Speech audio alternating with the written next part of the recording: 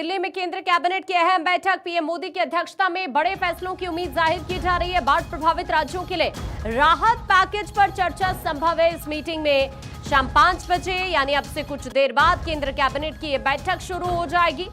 आपको ये बता दें कि इस वक्त आप देख रहे हैं देश भर में कई ऐसे इलाके हैं जो इस वक्त बाढ़ की वजह से बहुत ज्यादा प्रभावित है, जिसमें आप देख रहे हैं हिमाचल प्रदेश है, जम्मू कश्मीर है, इसके अलावा पंजाब की बात करें या फिर उत्तराखंड की बात करें। अब जाहिर तौर पर ये जो बाढ़ प्रभावित राज्य है, ये उम्मीद की जा रही है कि यहाँ इस मीटिंग में राहत पैकेज को लेकर चर्चा जरूर होगी। प्रधानमंत्री नरेंद्र मोदी की अध्यक्षता में बड़े फैसलों की उम्मीद जाहिर की जा रही है। इस मीटिंग से अब से कुछ देर बाद 5 बजे का वक्त है जब यहाँ ये केंद्रीय कैबिनेट की अहम बैठक शुरू हो जाएगी। तो केंद्रीय कैबिनेट की अहम बैठक को लेकर ये इस वक्त जानकारी आप तक पहुंचा रहे हैं, जिसमें कई बड़े फैसलों को लेकर चर्चा होनी है। अक्षय इस वक्त हमारे सहयोगी हमारे साथ जुड़ रहे हैं। अक्षय, मीटिंग को लेकर क्या अपडेट है?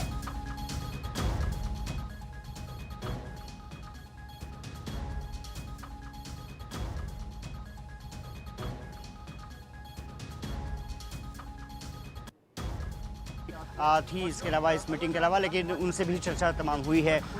इसके अलावा अगर देखा जाए तो बिहार से तमाम बड़े नेता, चाहे केंद्रीय मंत्री गिरिराज सिंह हो, प्रदेश अध्यक्ष दिलीप जायसवाल हो, ये सभी लोग बैठक में शामिल हैं। जो विजय सिन्हा डिप्टी सीएम हैं वो भी बैठक में मौजूद हैं। इसके अलावा बिहार बीजेपी से जुड़े तमाम दिग्गज नेता यहाँ पर मौजूद हैं। हालांकि सम्राट चौधरी क्योंकि जीएसटी काउंसिल की बैठक में शामिल हैं, वहाँ पर इस बैठक में शामिल नहीं। अच्छा, आपके पास अभी वापस लौट रही हूँ। देखिए, अब से कुछ देर बाद मीटिंग की शुरुआत हो जाएगी और इसमें ये कहा जा रहा है कि आर्थिक विकास, बुनियादी ढांचे, सामाजिक कल्याण योजनाओं से जुड़े कई अहम फैसले भी लिए जा सकते हैं। साथ ही इस वक्त जो चैलेंजेस हैं देश के अंदर, जिसमें आप देख रहे हैं कि बाढ़ की वजह से कई राज्य इस वक्त प्रभावित हैं, तो इनके लिए भी राहत पैकेज और साथ ही सेमीकंडक्टर मिशन को गति देने जैसे कई ऐसे अहम विषय हैं जिनको लेकर चर्चा यहाँ पर होने वाली है। सबसे बड़ी बात, ये बैठक इसलिए भी इम्पोर्टेंट है क्योंकि आपको बताएं कि सरकार की नीतियों को और मजबूत करने की दिशा में इस बैठक को काफी ज्यादा अहम माना जा रहा है। और साथ ही अगर हम अलग अलग राज्यों की जब बात करते हैं जो बाढ़ की वजह से बहुत ज्यादा प्रभावित हैं, जिनमें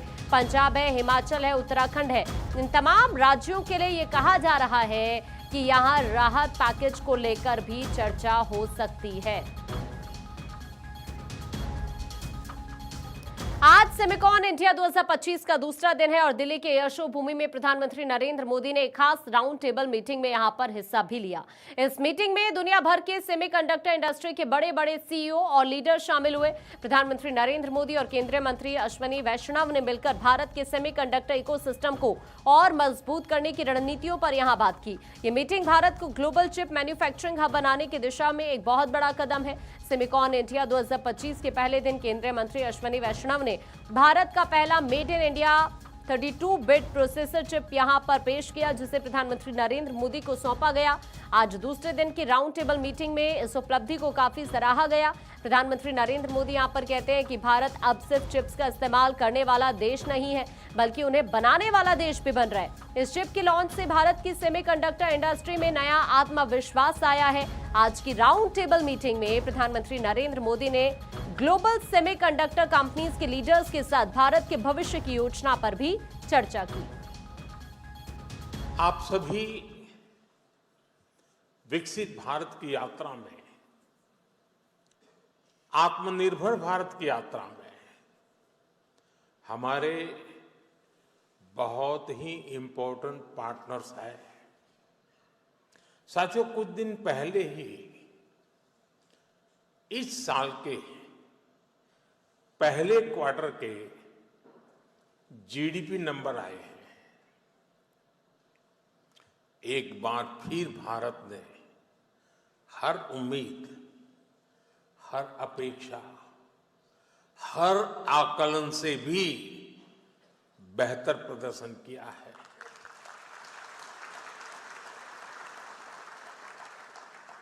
एक तरफ जब दुनिया भर की इकोनॉमी में चिंताएं हैं, आर्थिक स्वार्थ से पैदा हुई चुनौतियां हैं, उस माहौल में भारत ने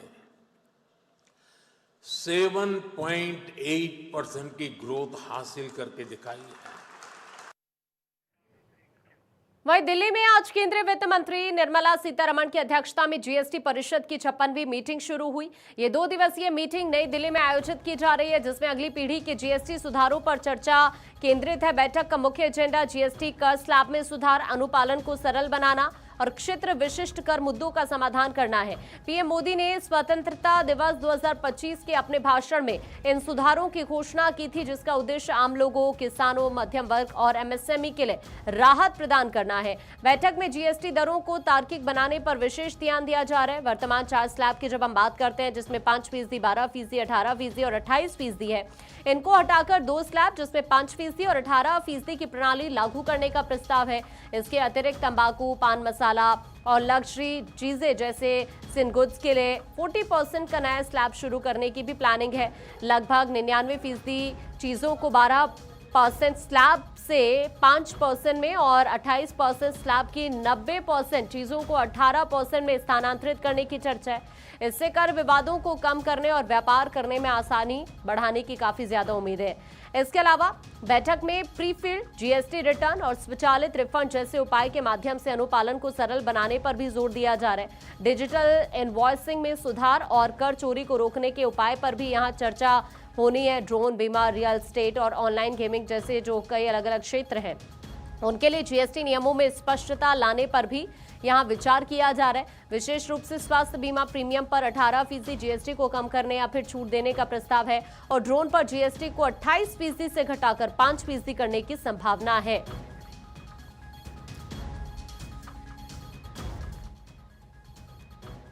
वहीं आगे बढ़ते हैं, सिंगापुर के प्रधानमंत्री लॉरेंस वोंग का भारत का दौरा। बीजेपी अध्यक्ष जेपी नड्डा से लॉरेंस वोंग की मुलाकात दोनों देशों के रिश्तों को मजबूत बनाने को लेकर यहां पर मंथन। तो आपको बता दें, सिंगापुर के प्रधानमंत्री लॉरेंस वोंग के भारत दौरे से जुड़ी हुई यह अहम खबर है। मुलाकात हुई है हाल ही में और आपको बता दें कि यहां जब जेपी नड्डा से उन्होंने मुलाकात की तो उस वक्त दोनों देशों की कोशिश यही रही कि किस तरह से रिश्तों को मजबूत बनाया जाए। दिल्ली में केंद्रीय गृह मंत्री अमित शाह की अध्यक्षता में बिहार बीजेपी की कोर कमेटी की अहम बैठक चल रही है, जिसमें पीएम की मां के अपमान के मुद्दे को चुनावी रणनीति में शामिल करने पर विचार किया जाएगा। इस मीटिंग में बिहार बीजेपी अध्यक्ष दिलीप जायसवाल, उप मुख्यमंत्री सम्राट चौधरी, विजय कुमार सिन्हा, केंद्रीय मंत्री गिरिराज सिंह और अन्य नेता भी शामिल। बीजेपी इसे बिहार की मातृशक्ति और साथ ही छठ पूजा जैसे सांस्कृतिक मूल्यों से जोड़कर महिला और ग्रामीण मतदाताओं को साधने की कोशिश कर रही है। 4 सितंबर के बंद को शांतिपूर्ण लेकिन प्रभावी योजना को लेकर भी यहां चर्चा संभव है। बिहार में विधानसभा चुनाव से पहले कांग्रेस की वोटर अधिकार यात्रा के दौरान दरभंगा में प्रधानमंत्री नरेंद्र मोदी और उनकी स्वर्गीय मां हीराबेन मोदी के खिलाफ जो अपशब्द कहे गए, उसका मुद्दा चूंकि अब तूल पकड़ चुका है और फिलहाल जो इस वक्त मीटिंग हो रही है, इस मुद्दे को चुनावी रणनीति में किस तरह शामिल करना है, इस पर भी विचार यहाँ पर संभव है। और इस वक्त अक्षय हमारे सहयोगी हमारे साथ जुड़ रहे हैं ज्यादा जानकारी के लिए। अक्षय, गृह मंत्री अमित शाह इस वक्त मीटिंग कर रहे हैं।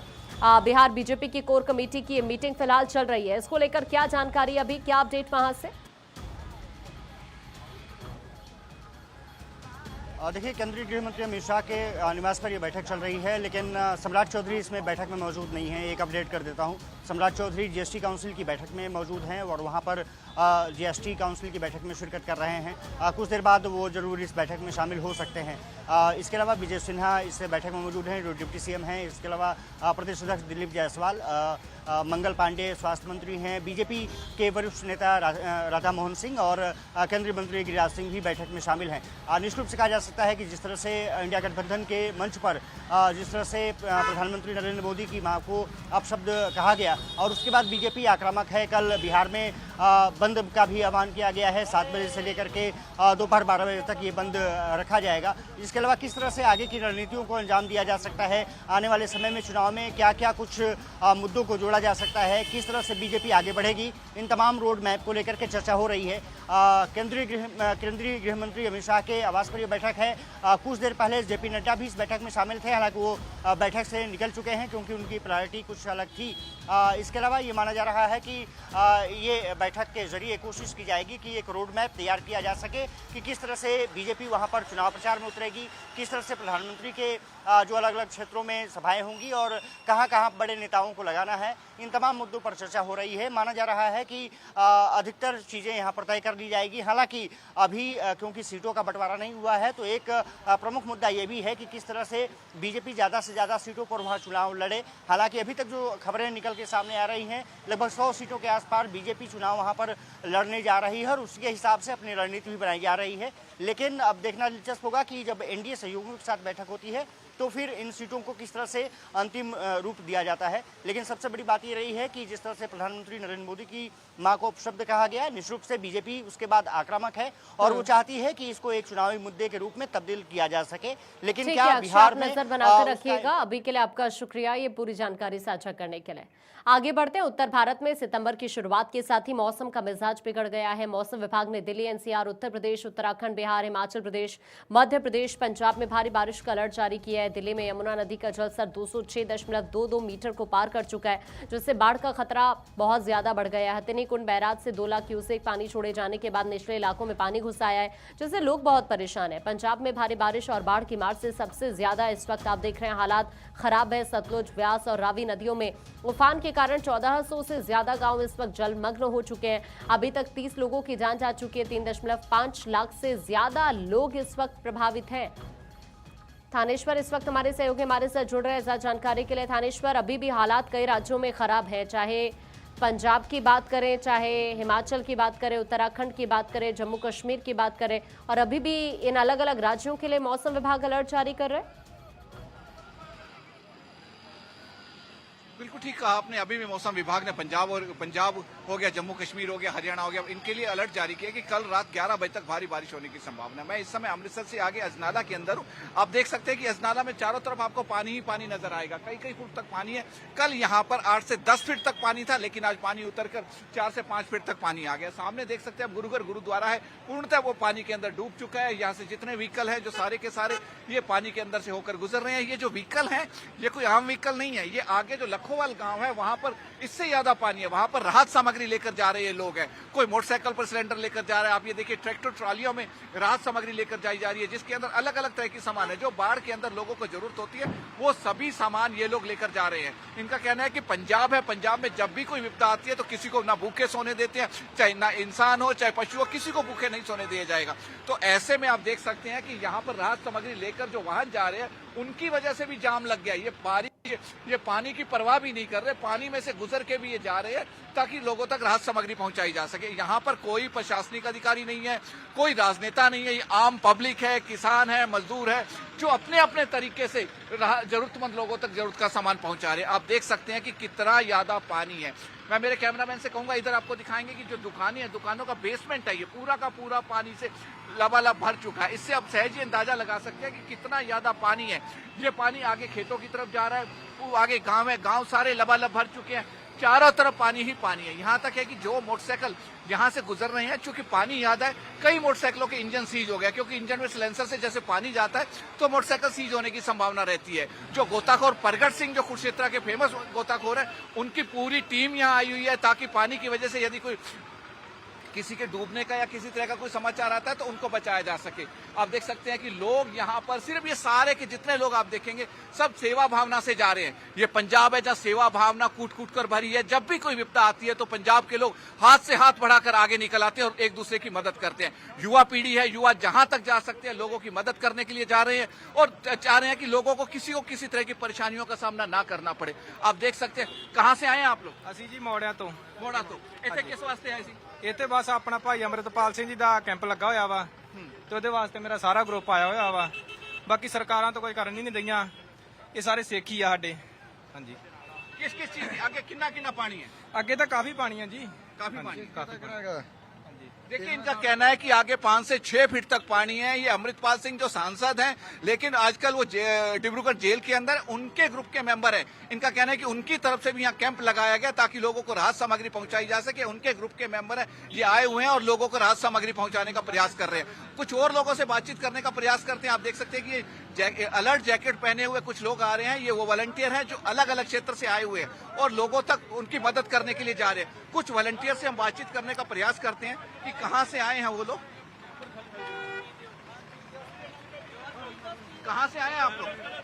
ਅਸੀਂ ਅਜਨਾਲੇ ਤੋਂ ਜੀ। अजनाले तो ਹਾਂਜੀ। कहां तक जाएंगे? ਅਸੀਂ ਦੇ ਆ ਪਿੰਡਾਂ ਦੇ ਵਿੱਚ ਸੇਵਾ ਕਰਨ, ਤਰਪਾਲਾਂ ਦੀ ਲੋੜ ਜਿਨ੍ਹਾਂ ਨੂੰ ਤਰਪਾਲਾਂ ਆਪਣੇ ਕੋਲ ਦੇ ਰਹੇ ਆ, ਜਿਨ੍ਹਾਂ ਨੂੰ ਰਾਸ਼ਨ ਦੀ ਜ਼ਰੂਰਤ ਰਾਸ਼ਨ ਦੇ ਰਹੇ ਆ, ਜਿਨ੍ਹਾਂ ਨੂੰ ਸੁੱਕੇ ਦੀ ਜ਼ਰੂਰਤ ਹੈ ਸੁੱਕਾ ਦੇ ਰਹੇ ਆ। ਬਹੁਤ ਲੋਕਾਂ ਦਾ ਨੁਕਸਾਨ। क्या सरकार की तरफ से? ਨਹੀਂ ਕੋਈ ਸਰਕਾਰ ਦਾ ਨਹੀਂ ਹੈ, ਸਾਰੇ ਮੁੰਡੇ ਸਾਡੀ ਆਪਣੀ ਸੰਸਥਾ ਨੌਜਵਾਨ ਮਸੀਹ ਦਾ ਅਸੀਂ ਆਪਣੇ ਕੋਲੋਂ ਪੈਸੇ ਇਕੱਠੇ ਕਰਕੇ ਰਹੇ ਹਾਂ। ਸਰਕਾਰ ਦਾ ਕੋਈ ਵੀ ਨੁਮਾਇੰਦਾ ਨਾ ਸਾਨੂੰ ਕੋਈ ਦੇ ਰਿਹਾ ਤੇ ਨਾ ਹੀ ਸਰਕਾਰ ਦੇ ਕੋਈ ਕੰਮ ਹੀ ਕਰ ਰਹੇ ਆ। ਅਸੀਂ ਆਪਣੀ ਮਿਹਨਤ ਦਾ ਕਰ ਰਹੇ ਆ, ਆਪਣੇ ਕੋਲੋਂ ਇਕੱਠੇ ਕਰਕੇ ਕਰ ਰਹੇ ਆ ਜੋ ਵੀ ਕਰ ਰਹੇ ਆ। आगे कितना पानी है? ਅੱਗੇ ਪਾਣੀ ਬਹੁਤ ਜ਼ਿਆਦਾ ਵਾ, ਪਾਣੀ ਹੋਰ ਵਧਣ ਦੀ ਜਿਹੜੀ ਸੰਭਾਵਨਾ ਵਾ, ਕਹਿੰਦੇ 5 ਵਜੇ तक ਪਾਣੀ ਵੱਧ ਸਕਦਾ। देखिए इनका कहना है, ये अलर्ट जैकेट पहने हुए वो वॉलंटियर है, इनका कहना है कि शाम 5 बजे तक पानी बढ़ने की संभावना है। अपनी तरफ से ये जिनको जरूरत है, तरपाल की जरूरत है या खाने की जरूरत है, जिस चीज की जरूरत है हर चीज ये उपलब्ध करवा सकते हैं। कोई संस्था नहीं है, कोई कुछ नहीं है, ये वॉलंटियर है, अपनी युवा है, युवा अपनी तरफ से पैसा इकट्ठा करके यहाँ आए हुए हैं और यही आगे बढ़ रहे हैं। आप कहाँ से आए हैं वैसे? हम ये अजनाले से हैं। अजनाले से हैं। जी। कितने लड़कों का ग्रुप है आपका? ये हमारा है 110 ग्रुप का। 110 लड़कों जी। क्या क्या सामग्री ली है आपके पास? सामग्री हमारे पास यही है, खाने पीने का ये सभी राशन है और जिनके कमरे है त्रिपाला जो होते हैं ना कमरे पर, वो है हमारे पास। देखिए क्योंकि बारिश लगातार ऊपर से हो रही है, बारिश की वजह से लोगों को यहाँ सबसे ज्यादा तिरपाल की जरूरत पड़ती है। तो ये लोग तिरपाल हो गया, मोमबत्ती हो गई, सूखा दूध हो गया, ब्रेड हो गए, बिस्किट हो गए, वो सब लेकर जा रहे हैं। मैं पीछे आपको दिखाना चाहूंगा कि सेना भी यहाँ पर आ रही है।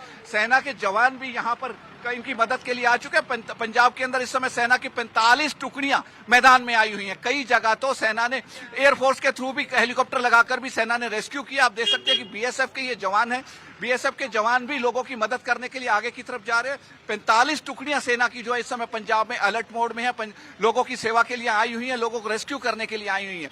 क्योंकि जब जब डिजास्टर आता है भारत के अंदर तो जहां समाज सेवी संस्थाएं सामने आती हैं वहीं सेना के जवान भी सामने आ जाते हैं, हर तरह से लोगों की मदद करते हैं। आप देख सकते हैं कि ये सेना के जवान है जो आगे जा रहे हैं। इसके पीछे सारी ट्रैक्टर ट्रॉलियां हैं, हर ट्रैक्टर ट्रॉली इस सामान से लदी हुई है। इसमें पशु चारा है, राहत सामग्री है, खाने का सामान है, मोमबत्तियां हैं और सबसे बड़ी बात है कि महिलाओं को जो परेशानियों का सामना करना पड़ रहा था कि सैनिटरी नैपकिन नहीं थे।